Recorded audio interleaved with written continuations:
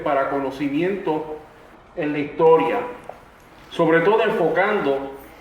en el aspecto de la documentación y la narración histórica y cómo los objetos edificados pueden servir como fuente para un mayor conocimiento sobre lo que ha sido la evolución de nuestra sociedad, cultura y nuestra realidad. Primero es necesario definir lo que es la disciplina de la arquitectura, que usualmente tiene que trascender las definiciones relativamente estrechas que tiene, por ejemplo, como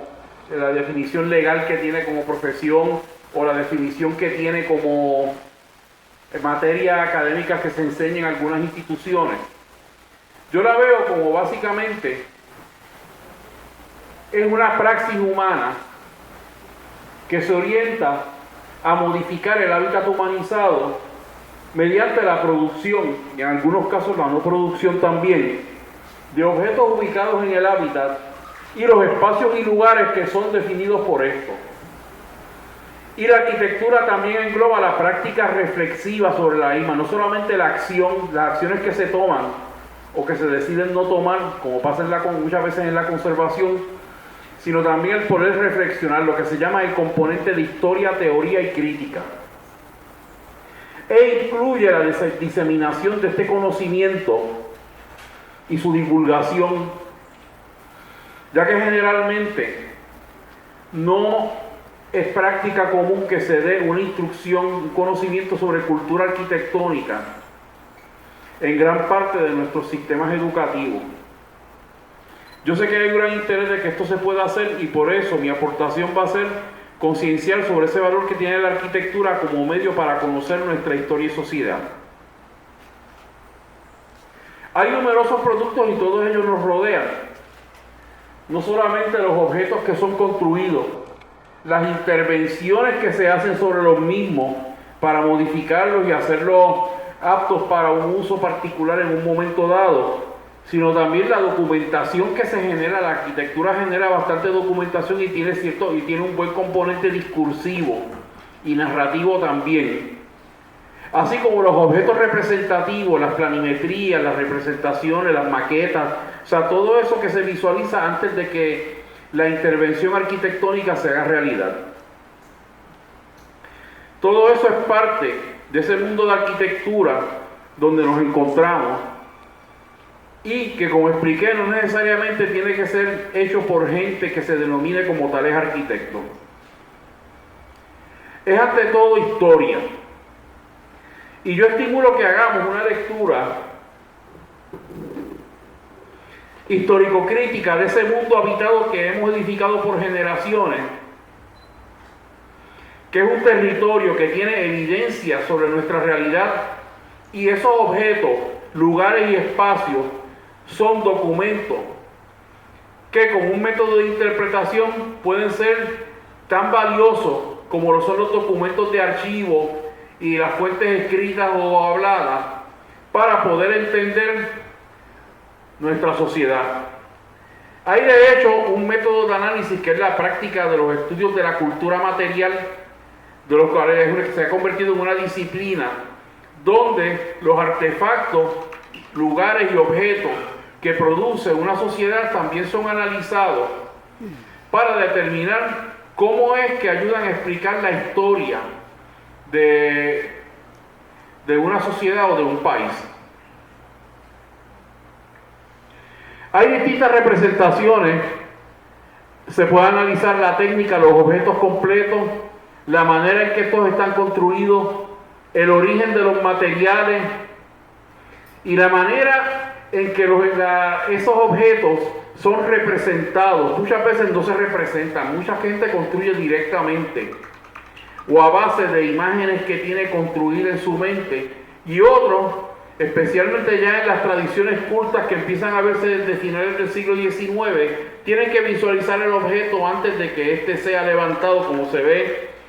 abajo a la izquierda. Eso es un plano de finales del siglo XIX de un edificio en Ponce. Arriba podemos ver, por ejemplo, un puente en el municipio de Aybonito que revela la manera que ya las técnicas importadas cuando uno conoce que parte de estos materiales no se fabricaban localmente y nos empieza a hablar sobre las redes de intercambio y de comercio que existían entre Puerto Rico y otros países del mundo para poder obtener esos materiales, especialmente los hierros que se utilizaban para ese tipo de puentes, cómo se llevaban, cómo se traían, y la existencia de estos objetos se complementa con los documentos que hay en archivo y se convierte en una totalidad para poder entender, por ejemplo, la historia no solamente de ese objeto del puente, sino de la revolución en las comunicaciones que eso representó al construirse la carretera de San Juan a Ponce. Al lado derecho podemos ver una muestra de ladrillos y otros materiales obtenidos localmente en la casilla de camineros de Calley. Eso presenta la obtención de materiales localmente con el propósito de moverlos, procesarlos ya con técnicas más artesanales e irlos fabricando. Y aquí entonces ya no se posa el asunto de esas redes de comercio, sino más bien de la búsqueda de materiales y fuentes locales. Esto obviamente requiere tener un entendimiento de los procesos técnicos de fabricación y de uso de materiales que tiene la arquitectura, que es una de las aportaciones que nosotros podemos dar dentro de la narrativa histórica. La fotografía y el croquis son también importantes métodos de documentación que muchas veces usamos en la práctica de la conservación del patrimonio para poder expresar diversos elementos. Por ejemplo, en el caso de abajo a la izquierda, que es una vista de la calle Comercio de Lares en los años 1970, se trata de presentar la relación urbana que presentaban los balcones en aquel tiempo. Lastimosamente ya eso no es así, porque muchos de esos edificios han sido mutilados o desaparecidos. Y poder dar a conocer con evidencia en este caso fotográfica, un tipo de relación urbana que expresaba la espacialidad del balcón, que es muy típica de nuestra creación de hábitat en Puerto Rico. Y creo que ese elemento del balcón, que ante todo representa más que un objeto como tal, una relación entre espacios, una relación social, y cómo era que eso se expresaba de una forma tangible. Igualmente, los bocetos ayudan también, como en la mano derecha, que son un boceto un tanto improvisado. Ahí estaba mostrando la tipología de la casa, en este caso la casa de principios del siglo XX, cuando se deja el concepto de la sala central y se pasa al concepto ya de los pasillos largos y las casas organizadas en ejes que iban de hacia adelante hacia atrás. Pues con ese boceto sirve como una herramienta de estudio para poder evaluar el tipo de construcción doméstica de ese periodo. Hablo más o menos de la época 1910 al 40. Los testimonios dejados por personas que no son expresamente arquitectos también son útiles, tanto hasta los dibujos hechos por jóvenes. Por ejemplo, arriba a la izquierda podemos ver una imagen hecha por un muchacho de escuela intermedia en Juana Díaz, un muchacho que tendría quizás como 12 o 13 años, donde él va captando esa relación social del balcón, esta vez a través de unos trazos sencillos y la imaginación que tiene cuando es confrontado con el objeto. Mientras que abajo a la derecha vemos también otro producto, en este caso fue del naturalista francés Auguste Dupin, cuando estuvo en Puerto Rico en 1822.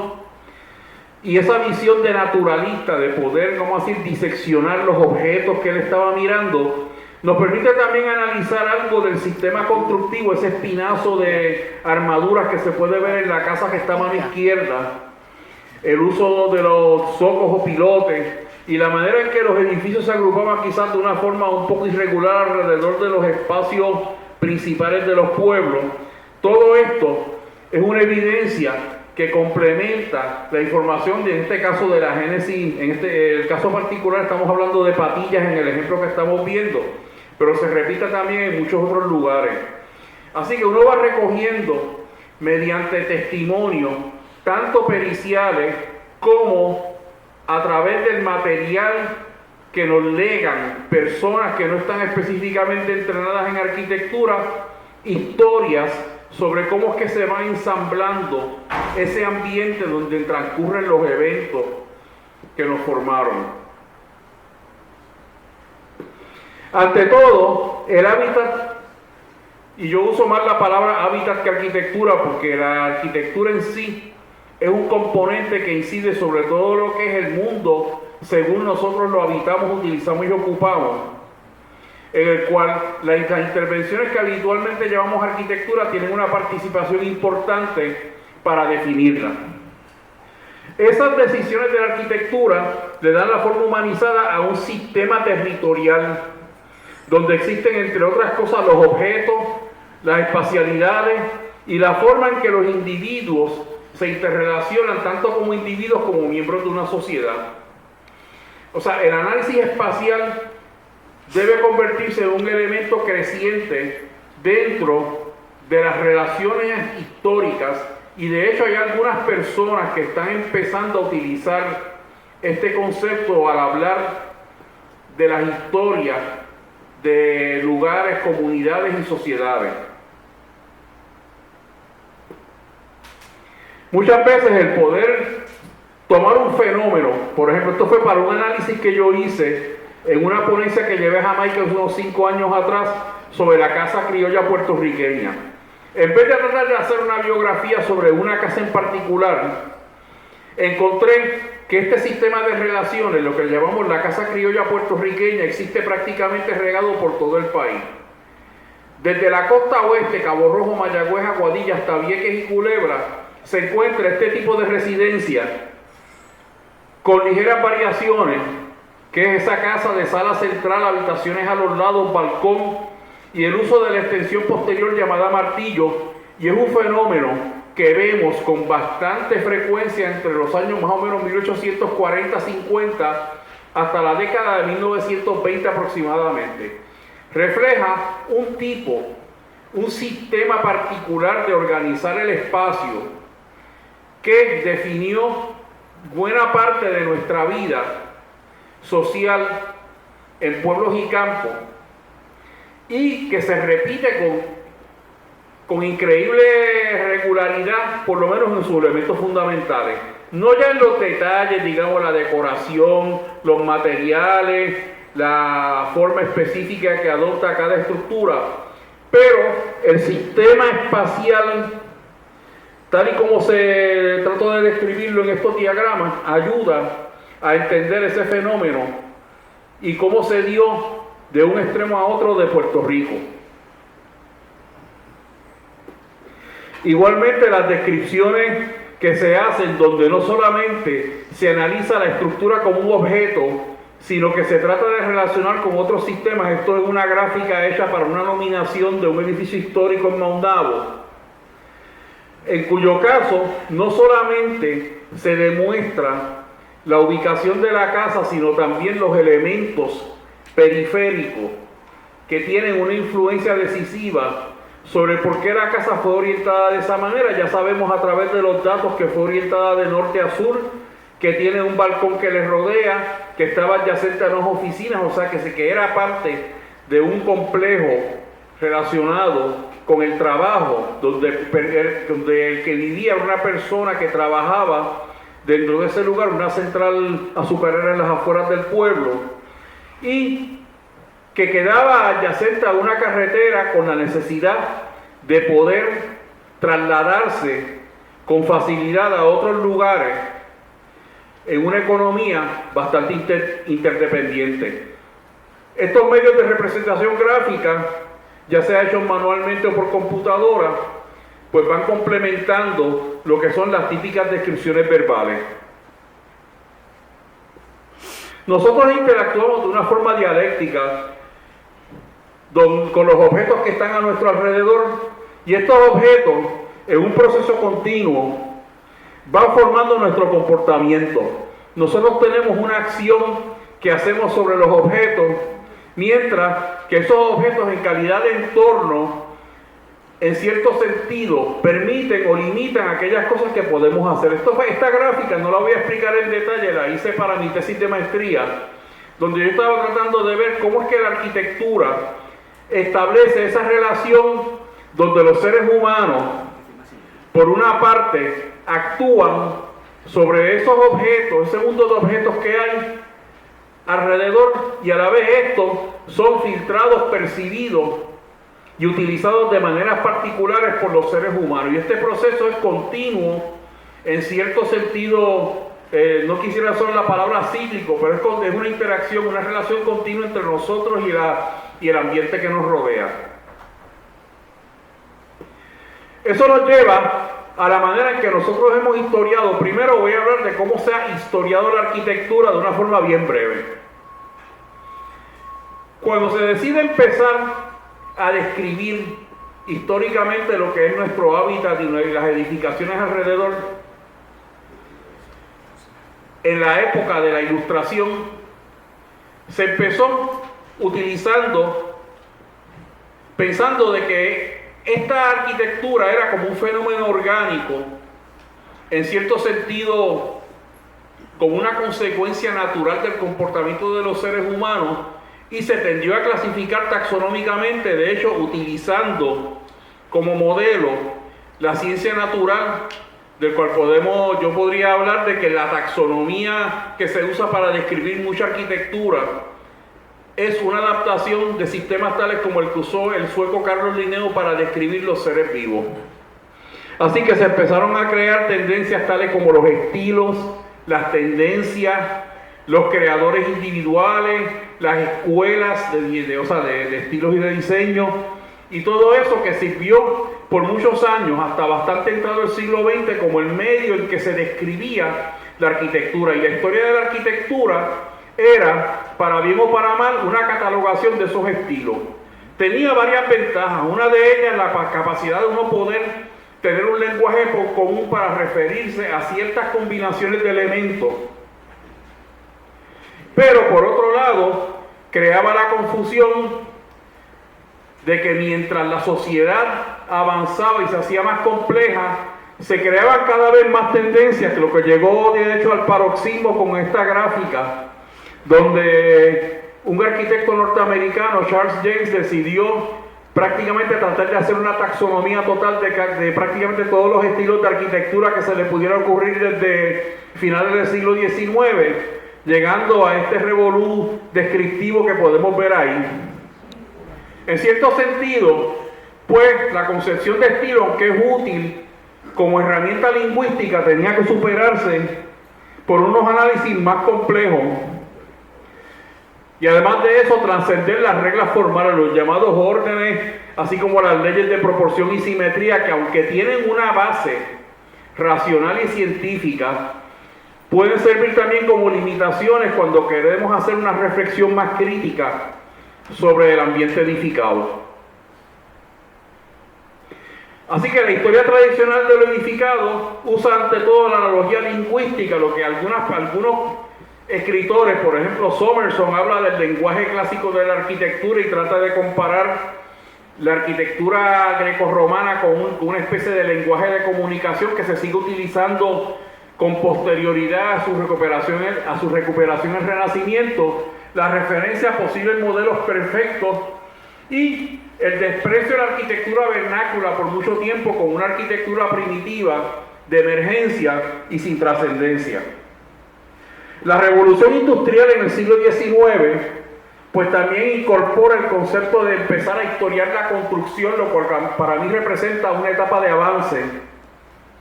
donde ya no es solamente la piel, sino también la manera en que se construye. Empieza a ser importante la historia de los materiales, la historia de los sistemas de construcción, mientras hay una reacción romántica ante ese industrialismo creciente causado por el auge del capital. El problema fue también que lo deseable en arquitectura y construcción empezó a verse como algo utilitario, o sea que la arquitectura era buena en cuanto era útil o cumplía con unas funciones. Podemos mencionar aquella expresión de que la forma sigue la función atribuida al norteamericano Louis Sullivan, pero hay mucho más que eso. Varios otros teóricos del principio del siglo XX, como Le Corbusier, como el grupo del Bauhaus, también planteaban esa necesidad de que la arquitectura funcionara como un fin práctico, hasta cierto sentido moral, y donde los divertimentos de la ornamentación y la decoración pues podían ser, como hubiera dicho el austriaco Adolf Loos, un pecado. Y se llega a una visión de un ideal que inclusive y utópico de poder vivir en un mundo transhistórico generado por creadores que, siguiendo la óptica de Nietzsche, son personas creativas entre un mundo incomprendido, que generan mundos que están separados y que con el comercialismo del siglo XX inclusive se presentan como deseos mercantilizables. Eso nos lleva a la necesidad de que la arquitectura y la construcción sean vistas con la visión crítica, moderna, utilizando las distintas herramientas que la historiografía de los últimos 50 años nos han dado. La visión crítica, o sea, el dudar, el replantearse todo aquello que parece ser un hecho cierto, es importante, y a la vez la profesión de arquitectura se debe ver como un quehacer que ha sido condicionado precisamente por la historia. De hecho, hay un historiador de arquitectura, Tafuri, de Italia, que plantea que la arquitectura como tal, como la conocemos, practicada en oficinas con creadores que generan representaciones de lo que se edifica, es básicamente una creación de los últimos 250 años causada por unos procesos socioeconómicos que es contingente, es históricamente condicionada y que por mucho no es ni va a ser la única forma de poder generar y transformar nuestro hábitat. Además, los estudios deben ser cada vez más interdisciplinarios, y si bien hemos logrado un grado de convergencia con los arqueólogos, especialmente con el trabajo en edificios históricos, y yo agradezco a todos aquellos que han colaborado con este servidor y mis compañeros en la investigación de edificios y lugares de valor, también creo que a nivel de, vamos a decir, de la narrativa histórica, tenemos todavía trabajo que hacer. Aquí, por ejemplo, fue el resultado de una de estas investigaciones interdisciplinarias. Esto fue analizando a Ramón Frade, tradicionalmente asociado como pintor, al descubrirse su capacidad y talento como arquitecto y buscar todas esas obras que él hizo, mayormente en el área de Calley, y analizarlas, qué función tuvieron en la evolución de ese pueblo durante la primera mitad del siglo XX. Llegamos a la conclusión de que Frade había propuesto una arquitectura ante todo práctica, un tipo de construcción diseñada orientada a resolver problemas particulares de una sociedad semirural en proceso de definición, amarrada por los monocultivos, y donde la expresión creativa tenía que ser bastante limitada en un momento que había numerosas transformaciones fuertes en la cultura, no solo de Calley, sino del resto de Puerto Rico. Esta se presentó hacia el año 2007 y en el 2008 publicamos un librito al respecto, donde tuve la oportunidad en mi ensayo de establecer que Frade ante todo fue un producto de esa sociedad, no solamente hablando sobre los elementos de esa construcción, sino sobre otros elementos culturales, o sea, lo que se revela, digamos, en los escritos, digamos, de un Miguel Meléndez Muñoz, conocido narrador y periodista, o los datos que se encuentran con respecto al auge del movimiento de la economía del tabaco. Todo eso informó esa exposición y libro para buscar crear más conciencia sobre qué era, en este caso, la historia de Calley y la región centro-oriental. Ahora, en cuanto a cómo el hábitat puede influir en la historia tradicional, en lo que conocemos como la historia sociopolítico-económica, es ahí donde yo entiendo que está el reto más grande. Muchas de las tradicionales narraciones históricas que hemos utilizado, digamos, desde vamos a decir, de tiempos inmemoriales, pero particularmente las que se han usado desde mediados del siglo XX, cuando viene el auge en la historiografía puertorriqueña, aún aquellas que fueron de la nueva historia, vamos a decir, la historia esa que se genera en los años 70, cuando se empieza a privilegiar la historia de la gente de abajo, la vida cotidiana, los procesos económicos, los cultivos de exportación y otras cosas. Vamos a decir lo que ha trabajado gente como Ángel Quintero, Francisco Escarano, Gervasio García, María de los Ángeles Castro y muchos otros historiadores. Todavía adolece un poco de que el elemento del hábitat, con la posible excepción de algunos como Quintero, que sí lo ha incorporado en estudios más recientes, no tiene suficiente presencia dentro de esa historia. El hábitat, ante todo, es un documento y muestra de manera evidente sistemas tecnológicos, relaciones sociales, visiones ideológicas y sensibilidades hacia las artes y la creación y la cultura, y enriquecen las referencias textuales. No es lo mismo, por ejemplo, narraciones que se hacen donde se habla, por ejemplo, de todo este proceso, por ejemplo, vamos a decir de la historia de los trabajadores, que estuvo muy enfocada en la década de 1970, cuando se decide pues que los de abajo, el movimiento proletario tenía que empezar a enfocarse, pero no se hablaba lo suficiente en muchos narrativos, precisamente sobre ese ambiente donde transcurría la vida, o sea, por ejemplo, los talleres, las centrales azucareras, el tipo de vivienda que muchas veces tenían que sufrir estas personas. Y eso eventualmente tiene que irse redescubriendo para poder darle más bulto a esos argumentos. El territorio, por lo tanto, se puede leer a diversas escalas. Y una de las más importantes es la del paisaje cultural, no solamente a base de analizar los objetos, digamos, con una visión puramente analítica, formal, estructural, sino más bien cómo se interrelacionan en zonas más amplias. Y el paisaje cultural es un concepto que ha tenido mucho auge en los últimos 30 años y solo, digamos, en los últimos 2 o 3 se está empezando a reconocer como una categoría para clasificar territorios y como herramienta de ordenamiento territorial en Puerto Rico.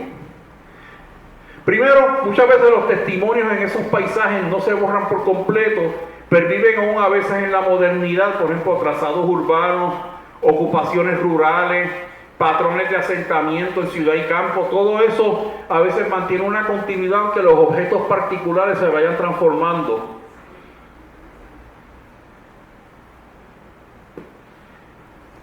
Y entonces esa narración histórica puede generar documentos escritos que ya tienen una dimensión donde lo edificado, lo diseñado, lo construido, también juega un papel importante. Quizás el estudio predecesor en ese sentido era The Stones of Venice o Las Piedras de Venecia del inglés John Ruskin del siglo XIX, donde, haciendo un análisis detallado de la manera en que los venecianos construyeron su ciudad, él intenta extrapolar hacia una historia sociopolítica